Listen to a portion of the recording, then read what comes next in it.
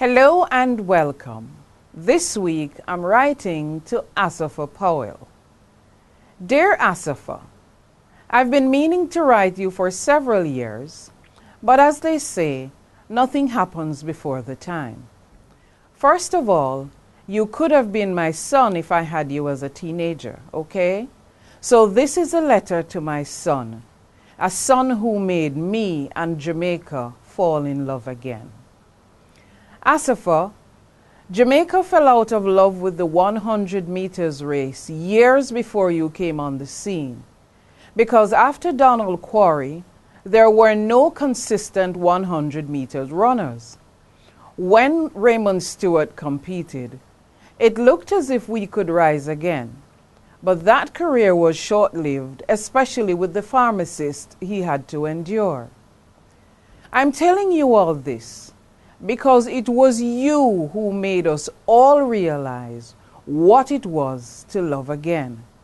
You made us see that the feelings that define desire and love are the same way whether you were 15 or 50 years. Asafa, you brought new light to our lives with the beauty of your running.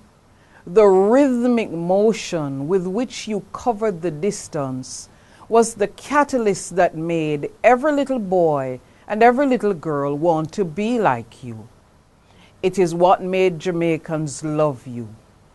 We watched as you blazed a trail over the distance in spite of that horrific World Championships when they said you fall started.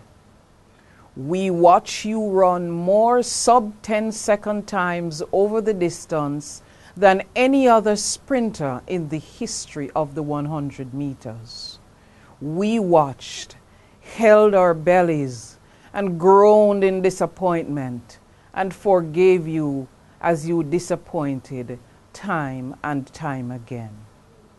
Jamaicans were so happy for you when you anchored us to record-breaking glory in Beijing, China. We were so happy when you got a World Championship bronze medal. We desperately wanted you to get an Olympic medal, for at your best, we know you are better than the rest. We watched you run the rounds at the first two Olympics, and we knew that if you ran some of the times you ran in the rounds, you would have been on the podium. Sadly, you seem to save your worst times for the finals, even if they are under 10 seconds. Seeing you finish 7th in the senior men's finals, albeit with your injuries, at the just concluded national trials, is hurtful and painful. We know you have a long-standing injury, so maybe the time has come for you to call it a day, still with your head held high. And even if you recover and start doing well again, Jamaicans will not have the same goodwill they have now if you disappoint again.